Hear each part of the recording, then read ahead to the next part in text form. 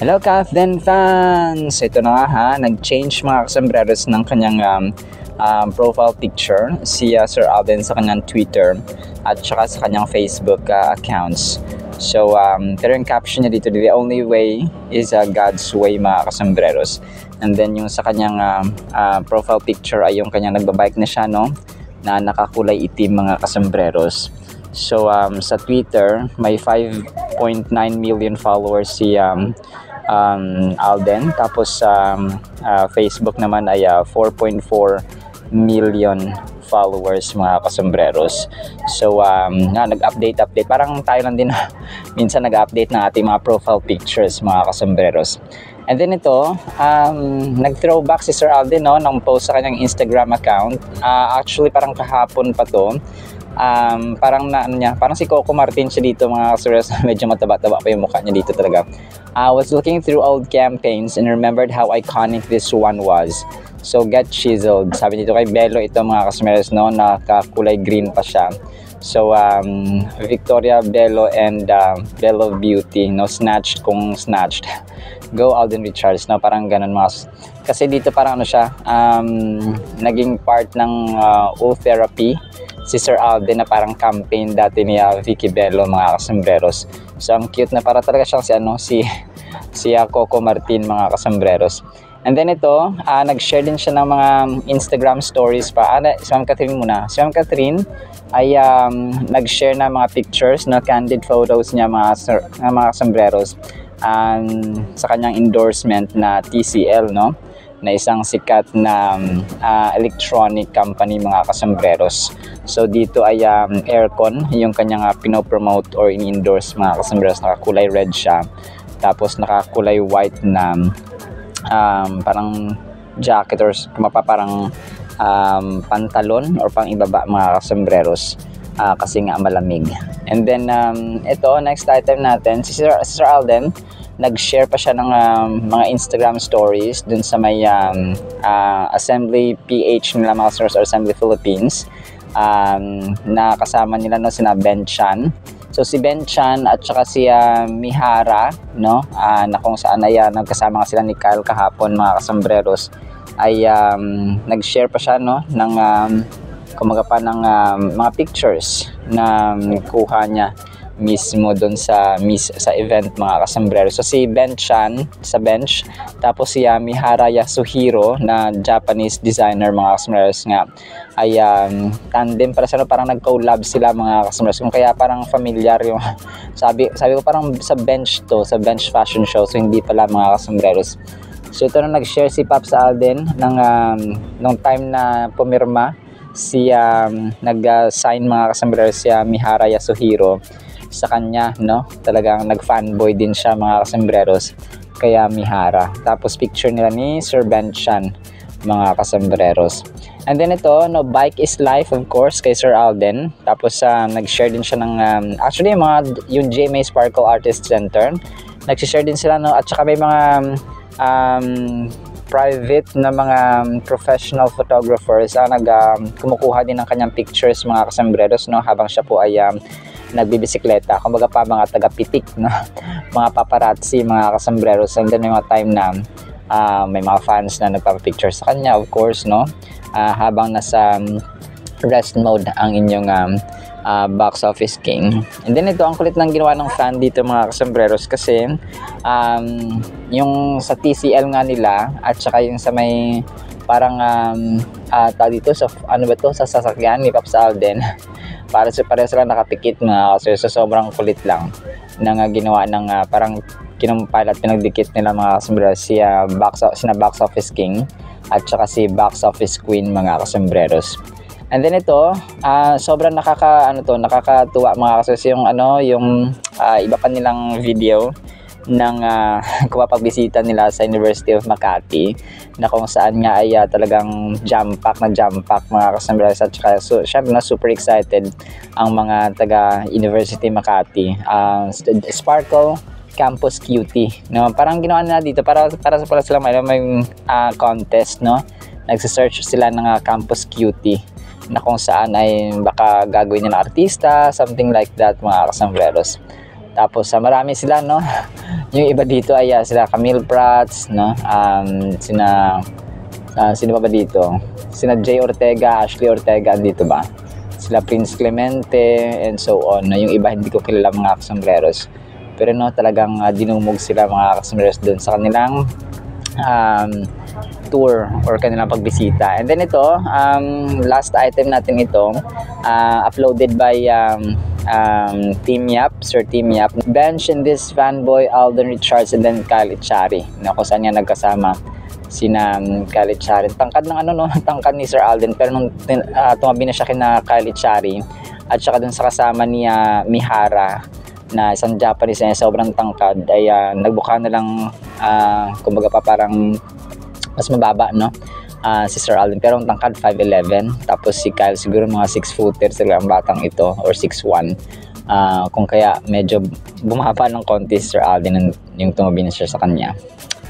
Alright, so naman po sa ating captain items, sana po ipangin po natin ang Word of God and abang-abang pa po kayo. At para po sa ating Word of God mga kasombreros, sobrang ganda po nito. Ang title natin, Bakit Namamatay ang Tao? So bakit nga ba? No? Nagtataka ba tayo kung bakit may katapusan, no? Ang ating buhay. Romans 6:23, For the wages of sin is death, but the gift of God is eternal life in Christ Jesus our Lord. So ang death po dito mga kasombreros na itutukoy, maaring impyerno at saka yung literal na pagkamatay natin bilang mortal. So ang verse na ito ay nagre-represent ng sukdulang katotohanan about the human condition. Kasi ano tayo, no? Ipinanak tayo sa kasalanan. So merong kabayaran mga kasombreros. So sabi dito, it begins by saying the wages of sin is death. Okay, ang ibig sabihin po nito na may consequences yung ating mga ginawang kasalanan. Okay, yung original sin ni Adan at Eva, kailangang merong consequence yun mga kasombreros, and inevitably lead to death. Okay? Walang makakatakas mga kasombreros sa kamatayan. Even yung greatest people, no, wealthiest people, powerful people mga kasombreros sa kasaysayan, and even meron tayong pinakamataas na posisyon sa mundong ito. Kapag tayo po ay tao, tayo po ay may kamatayan. And sin creates a barrier between us and God, leading to spiritual death. So ang spiritual death dito mga kasombreros, ito yung tinutukoy na yung impyerno mga kasombreros. And ang second part of the verse provides a contrasting hope. Yun nga, no, yung the gift of God, but the gift of God is eternal life in Christ Jesus our Lord. So si Apostle Paul po dito ay nag-introduce, no, ng notion ng kaalaman mga kasombreros na yung regalo ay libre po siyang binibigay sa atin. So signifying eternal life. So yung death dito ay yung impyerno, tapos ang life naman dito, eternal life, yun po yung heaven. Okay, opposite po sila mga kasombreros, and which is found in our relationship with Jesus. So this gift is not something we can earn, rather we must accept it through faith. So ang regalo na ito mga kasombreros, hindi natin mabibili sa tindahan, hindi natin mabibili sa grocery store, sa mga malls for example, or sa Shopee or online shopping for example, hindi po natin ito mabibili. But natatanggap at may experience lamang natin ito at ma-accept natin at ma-earn natin sa pamamagitan ng pananampalataya kay Jesus Christ. So ang verse po na ito ay nagka-capture talaga ng napakahalagang mensahe, no, para sa ating mga Kristiyano, and the reality of sin and the gracious offer of salvation through Christ Jesus. There are powerful lessons to learn from Romans 6:23. First, kailangan natin maintindihan mga kasombreros yung severity of sin. Ibig sabihin, merong weight, merong bigat talaga mga kasombreros ang kasalanan. Ngunit ang tao ngayon, no, talagang bihira na lang yung pinapapangit, no, para itong tae, no, sorry po sa term, tae na dapat po nating kamuhian ng kasalanan mga sus, at ayaw natin ng tae mga sus, kasi alam natin, no, kung ano yung feature mga sombreros ng tae or ng pupo mga. So in its consequences, we see that we cannot take sin lightly. It has real consequences and separates us from God. Secondly, the grace of God is boundless and provided through Jesus Christ. So opposite na opposite sila. Yung extreme ba yung consequence ng kasalanan ay napakalupit, kumbaga pa hindi mo gugustuhin. Ngunit yung hope, ang grace mga kasembreros ay sukdulan din, extreme. Extreme yung kabutihan ng Panginoon, extreme din yung punishment. Okay? We learn that salvation is a gift that we cannot earn or deserve. It is extended to us regardless of our past mistakes. So additionally po, ang free will plays a crucial role. Ang free will kasi ito yung yung gusto ng tao. Okay? Yung will niya na gusto ko yan, so gagawin ko. So we have the choice to accept or reject God's gift. We must choose to respond to God's loving invitation. So this decision impacts our lives today and for eternity. So ang isipin natin mga sombreros, no, pero yun nga, dahil may kasalanan tayo, dahil sa kasalanan kung kaya namamatay ang tao, literally, physically at saka yung spiritually mga sombreros. So dalawang uri ng kamatayan. Ang tao kapag isinilang ng 2 beses, meron siyang buhay na walang hanggan. Okay? When we say ipinanganak muli, no, that's renewal of your belief mga kasombreros, na dati hindi ka naniwala kay Jesus Christ, so naniwala ka na, tinanggap mo siya na maging Lord and Savior, and then you have faith in Jesus Christ. Yun yung dalawa, kasi isinilang tayo ng physical nung bata pa tayo, tapos isinilang tayo spiritual. Okay? Yun yung pangalawang birth natin mga kasombreros, spiritual birth kumbaga pa. So physical birth and then spiritual birth. Yung nakilala natin si Jesus Christ bilang ating Panginoon at tagapagligtas.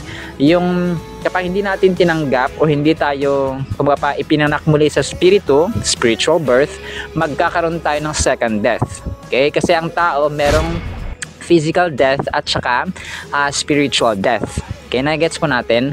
So medyo doctrinal ito mga. So ang physical death natin, syempre yung ating katawan mamatay, yung physical natin. And then spiritual death naman, yun yung sa impyerno. So ito po yung napakahalaga po ng verse na ito mga. So yung Romans 6:23.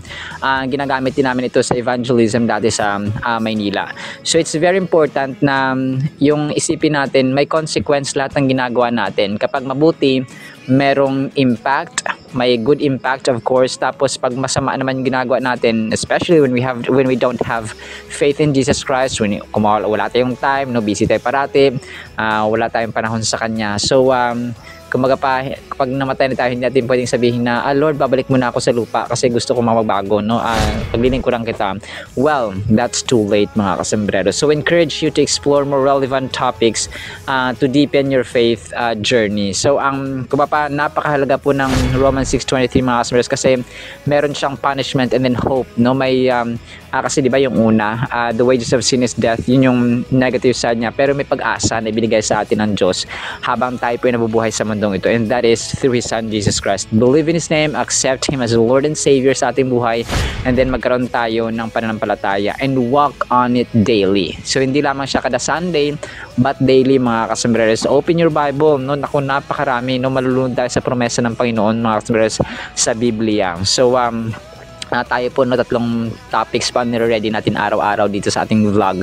So which is very fulfilling sa part ko, and masaya ako at saka with all humility, love and respect mga sisters in faith na binabahagi po natin ang gospel of good news. Alright, so naman po sa ating Word of God, nawa po ipagpalain po tayo ng pag-ibig, pananampalataya at pag-asa in the mighty, holy, sweet, magnificent, our hope, Jesus Christ Himself. And everyone said, Amen and Amen. See you sa next time po mga source, and paalam po. I love you.